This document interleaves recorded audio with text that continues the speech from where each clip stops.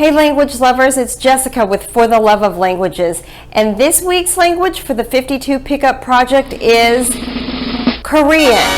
But I'm sure you already knew that from the video thumbnail and the introduction. So let's get started.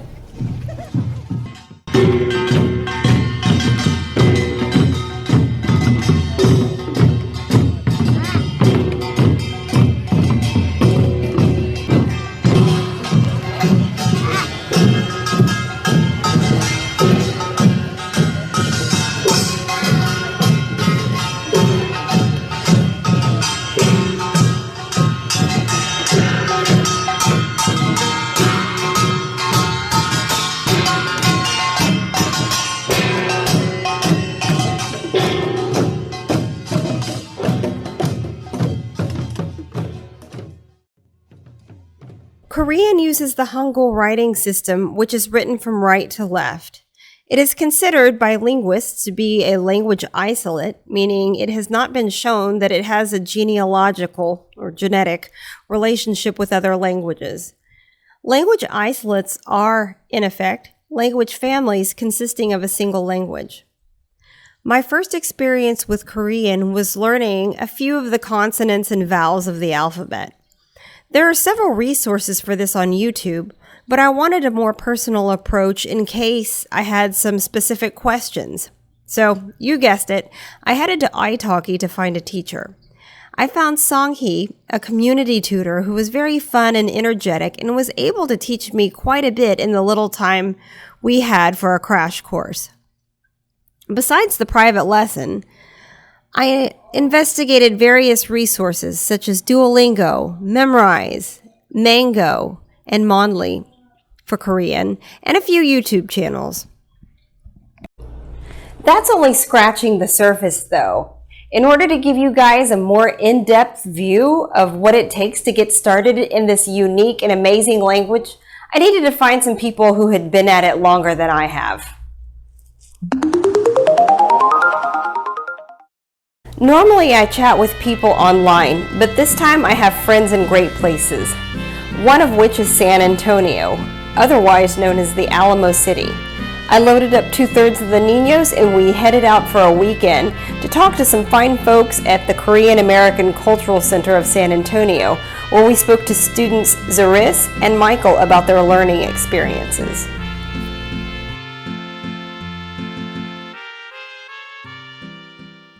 And we are here at the Korean American Cultural Center of San Antonio, and I'm really lucky to get to speak to Zaris. She's been studying Korean now here for? A year. A year, okay. And what was the main reason that got you into Korean study? In the future, I plan to work in Korea, so I decided learning Korean would probably be best. Oh, yeah, okay. Yeah. And what kind of work do you do? I like to work as an aerospace engineer in Korea. That's great. And since you've been at it for a year, what are some of the different struggles that you've encountered in the beginner level and into the intermediate and on your way into the advanced level? What was the first thing that really was difficult for you? There are sounds in Korean that we don't make in English. There are vowels that you encounter that you've never made, so your throat can actually encounter some weird obstacles throughout the way. Can you give us an example, like maybe a word or a phrase? When I first learned the word kolida, I can say it well now, but in the first I was like kolyo. It was very difficult, but as you get better, your pronunciation, and it gets easier. And what does that word mean? Kolida, like walk. Kolyoyo means how long. So, like how long is it from Busan to Daegu? And what are some other difficulties that you've experienced in learning? Some of the humps that you've had to get over in the whole process? I definitely had to stop comparing English to Korean. They're so different. So instead of trying to relate this word to this word, it's more of a how can I take this word and create its own meaning while keeping it relatively the same? In interviewing people, I have never heard that answer. That's probably got to be one of the most interesting answers that I've heard before, because no one's told me that. Everybody that I know, they're always translating in their head. So I guess that's just something that you have to break free from. Yeah, Tell us a little bit about the writing system. How was that starting off for you? Korean is the first language I've used characters with. So the writing system is called Hangul. It's very nice. At first, it's very different if you've never used characters before. But as you work with it, it starts to flow. And when you learn the history of Hangul and why the letters are shaped that way, it makes so much sense. Very nice. And outside of the class, do you find yourself getting to use Korean, such as, do you go to any community events where you may be able to talk to some native Korean speakers, or do you converse with anybody online? If I go, we do have a lot of Korean places here in a certain area. If I go to a Korean restaurant or the Korean market, then I can converse with people there.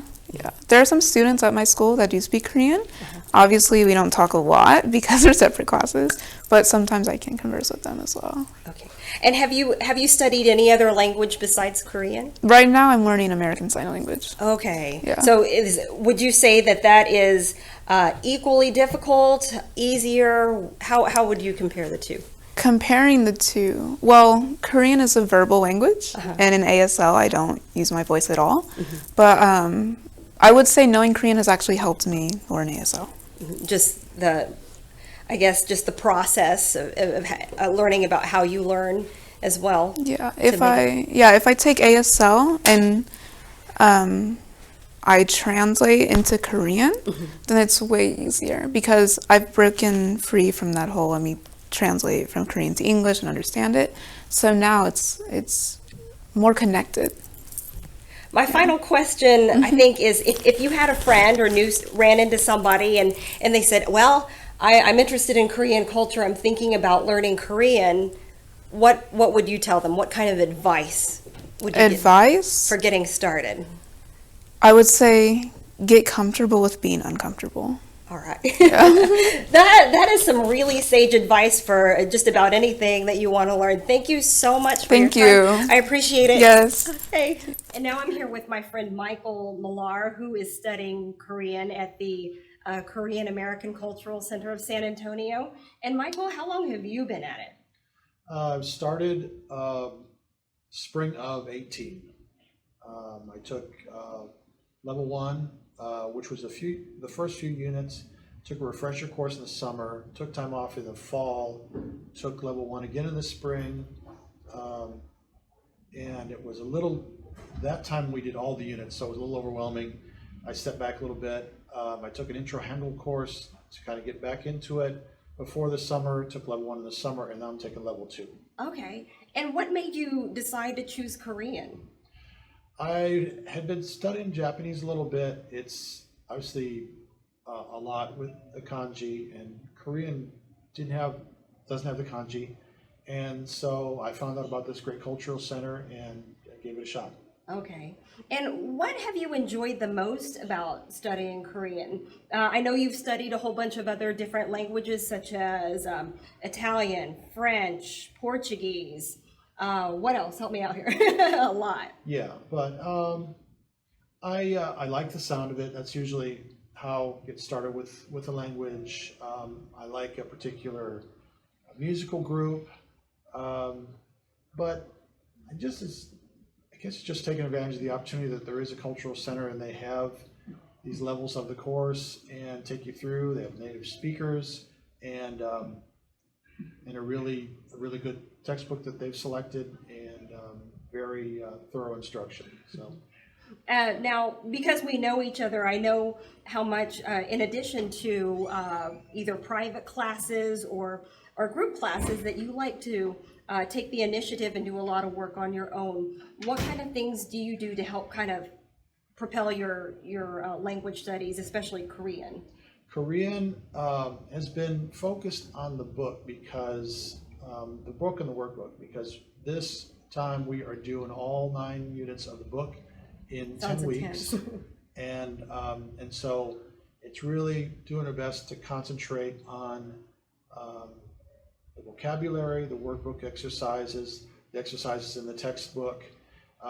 There are other resources like Egg Bun and Drops and Talk to Me in Korean. Right now, honestly, it's just staying in line with unit to unit, we have to do Hangul writing of all the vocabulary 10 times. We have to do the write the sample conversation 3 times, produce a sample dialogue that we present in class, the workbook, the entire unit of the workbook, and a Quizlet. So that's what we have every week. So that is a good amount of work to take care of to get ready for the next class. Okay. And some of the things that people have to be able to do to be considered fluent in the language are master the 4 skills: reading, writing, listening, and speaking. So can you tell us what you do to kind of exercise each one of those categories? We have pretty much a little bit of each skill that we go through as part of the exercises. The Active Korean Books series has some initial conversations, some grammar. You do a little bit, not so much free writing because it's early on. It's low, I'd say low intermediate, high beginner. But there are some listening exercises in the workbook and in the textbook. A little bit of reading in terms of understanding the dialogues, the grammar that's used, how it's used. Not so much in a class like Italian where you have a short story that you read together. We're not at that point yet. But we pretty much cover a little bit of the 4 skills, which including listening, which is probably the most difficult for most students. So on your own outside of the classroom, when you're not using the class materials, do you look at YouTube videos or try any apps to practice your listening or comprehension? I have just listened to YouTube songs with the lyrics and try to sing along. That's a little bit of reading and listening practice together, though it's not like a free like a free listening activity. Like if you were listening to a podcast for 30 seconds, that would be a lot more challenging. But I think Drops is helpful. They give little 15-minute segments where they give you a series of words. But honestly, with the vocabulary in these units, and you look at it isolated, it's not a lot of vocabulary, but when you're dealing with language where you may use some mnemonics, but a lot of it is learning word per word. That seems to be more than enough. All right. And if I were to express my interest in learning Korean, what would you tell me that the first step I should take is? You've definitely got to learn the Hangul. Here in San Antonio, you've got a cultural center which offers a 5-week Intro to Hangul course, which is excellent. It goes through all the characters, but also the combination, the vowel combinations, all the Hangul, and it's called the bachim, when you have the consonant at the end of one of the little particles, and you have to remember certain rules with that.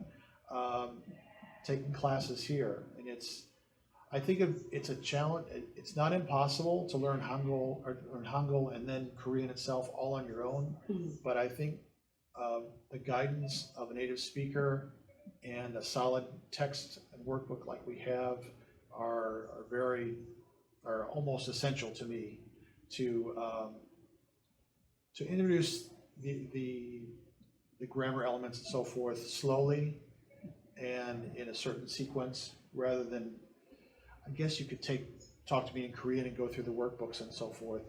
More of a challenge, but I would say, especially with a language like this, I would recommend a classroom course over italki lessons. So that would be my recommendation. All right. Well, thank you so much. I appreciate your time and your insight to learning Korean. Thank you. Thank you. Normally, I interview teachers that teach online, but this time I got to have a look at what classroom teaching is like. I had the opportunity to interview Gina Carlisle, one of the center's Korean teachers, and here's what she had to say about Korean, teaching in a classroom setting, resources, student progress, and other interesting things. Hey, language lovers, I'm here with Gina Carlisle, and she is the Korean teacher here at the Korean American Cultural Center of San Antonio, and she's going to, I'm really lucky, she's going to talk to us today about teaching Korean and some of the things that she sees students excel with and some of the things that students struggle with, so viewers can get an idea of kind of what they're getting into in Korean. So I think probably one of the things that people want to know is how difficult it is, but that's such a loaded question. Right. Why don't we start off with, they also want to know with, am I going to have to learn a new alphabet, or can I get away with using phonetics? Right. What's your opinion? 안녕하세요. 안녕하세요 means say hi in Korean. Thank you for inviting me to your wonderful project. Thank you. The Korean language actually was invented King Sejong a long time ago. Before we had Korean language, we used Chinese characters. I have no idea. Yes, so at the time, it was like a long time ago, but King Sejong, he thought that I want to all my Korean citizens to be able to read and write easily, because Chinese characters were considered to be used only for privileged people. So he called scholars, and they did for a long time to make wonderful Korean language.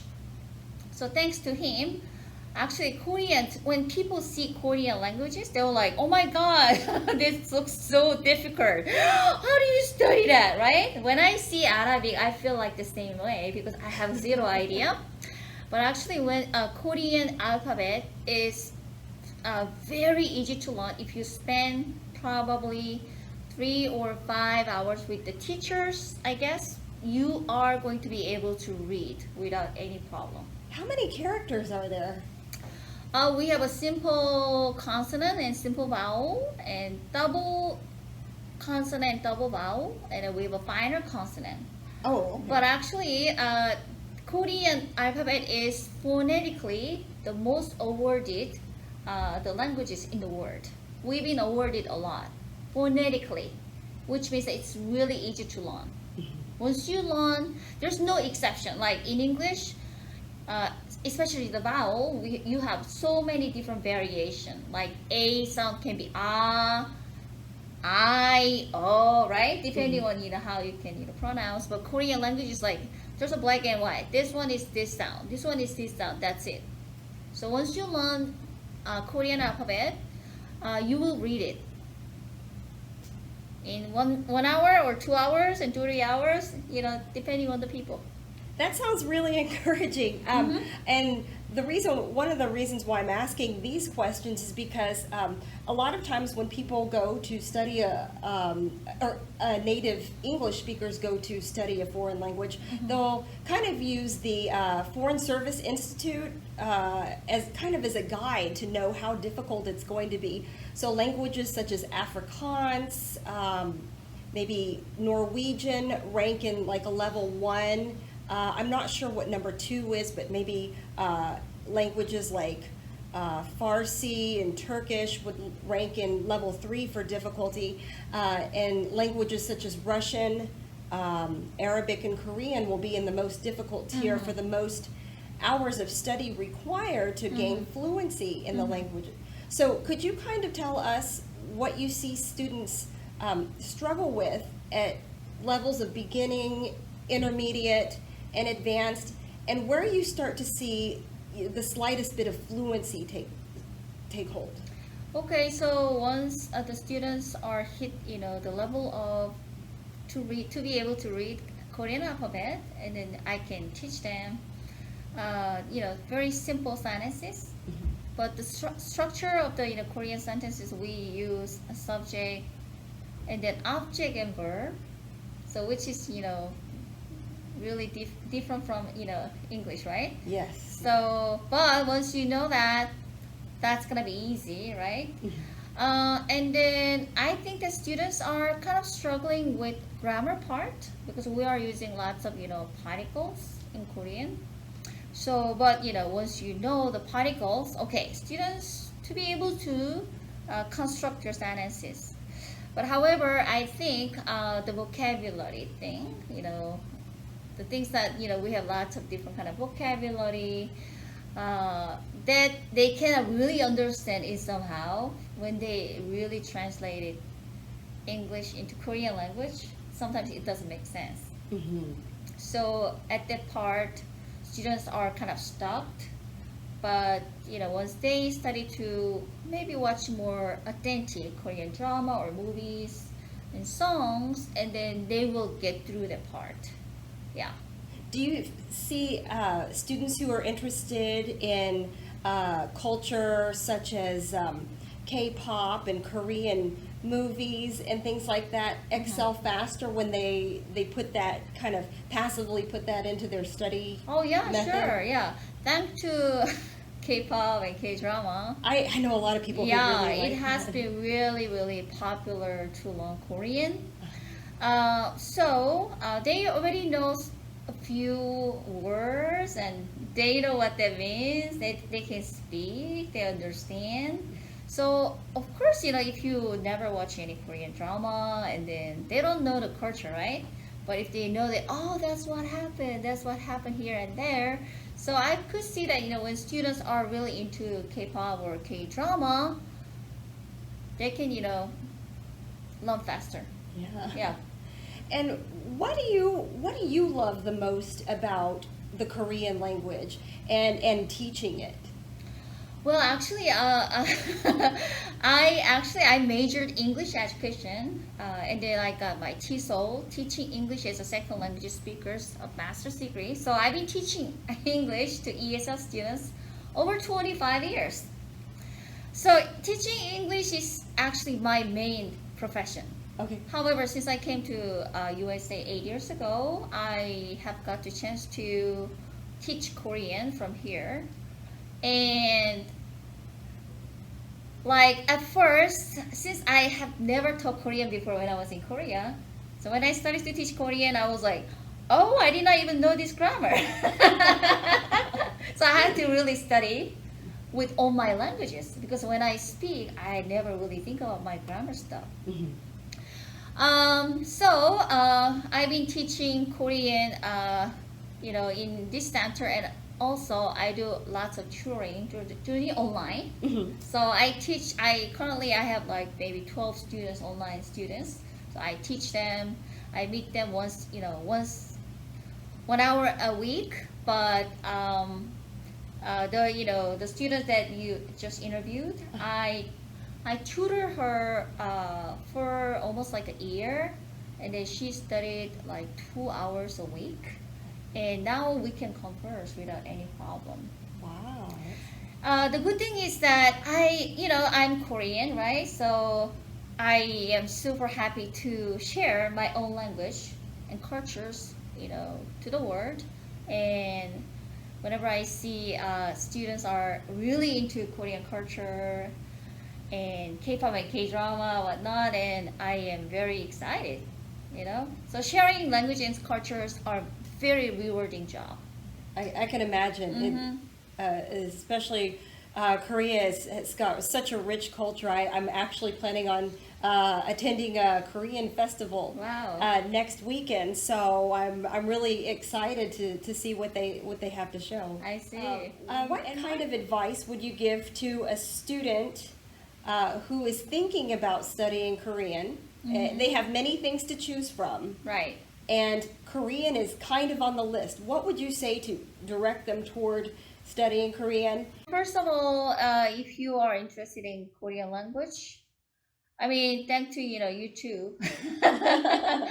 Actually, you don't really have to go to school. Honestly, if you are really self-motivated, if you are good at studying by yourself, you can find lots of materials on YouTube and on internet. So you can study with that. However, some people who are not really self-motivated or some people really need some help, then you can find some tutors. Then if you find the tutors, I've noticed that when you are really consistent in learning, you can actually see the result. However, have seen lots of students like, oh, why do I have to study this? Like after maybe 1 month or 2 months or 3 months, they kind of give up. Then after a year later, they study it again, and they just kind of like, very frustrated by themselves. So, not only Korean, but also all the languages, consistency is the key. So if you really want to do that, you really have to keep up with that until you are able to feel confident and feel satisfied about yourself. So make your time. Everybody's busy, right? But I cannot speak Korean. But I asked them, how many hours do you study every day? They said maybe 1 hour a week. Then obviously, it's not easy to do that, right? Right. So try to make your time as a priority in your life, like 1 hour, okay, maybe 30 hours every day. Then it's gonna be built up like exercises. So that's gonna be very important. And also, it should be fun, right? You should not get stressed out too long. So try to have fun. And try to find some meetup group or Oh yeah, those are fun. if you go and meetup group, and then you're gonna really actually see the people who can converse with. And also, if you have a chance, you can go to Korea. I guess some people, when people actually go to Korea, and then even though they don't know how to speak Korean, they are very fascinated, Korean culture and lifestyle. So they started to actually learn Korean after they visit Korea. Yeah, I've had that happen to me before. I had visited Greece, and I didn't actually get interested in learning Greek until after I I came back. Yeah.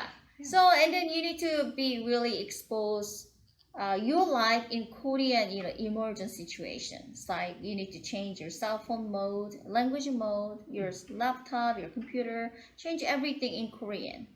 And then try to texting and texting each other that and practice in Korean. Making mistake is fun. Making mistake is not a failure. So don't be afraid making mistakes. We are learning everything through the mistake. And then just keep going. Do not give up. And then if you feel like very struggling, try to find some help. Like there's lots of teachers are waiting for you. So and then do it, and then watch lots of dramas, movies, without subtitle, with subtitle. It's gonna be really fun. Yeah. All right. And finally, is there any special Korean proverb or saying that you'd like to share with, or give us a little mini lesson on how to say hello, how are you, and goodbye, or Yeah, sure. something? Okay, so in Korean culture, we say we have a bow culture. So when you meet the person, we do bow. So we say 안녕하세요. 안녕하세요. 네, 안녕하세요 means hi. But okay, we are friends. Then we don't say like this. We said 안녕. 안녕. Yes. So we have a formal and informal situation. Okay. Right. And then if you want to go bye, right? Bye bye. And then we say 안녕히 가세요. 안녕히 가세요. 가. 가. 안녕히 가세요. 안녕히 가세요. 네, that means goodbye. And then thank you. 감사합니다. 감사합니다. Oh, good job. 잘했어요. Good job. Very nice. Thank you so much for this interview. I appreciate it so much. And there you have it. Is Korean the language for you? If it is, then there are many excellent resources online, and some larger cities offer community classes, so check them out. Also, check out the links in the description box below. And don't forget to like and subscribe. Stay tuned next week when we find out what our next featured language is. Can you guess? Until next time.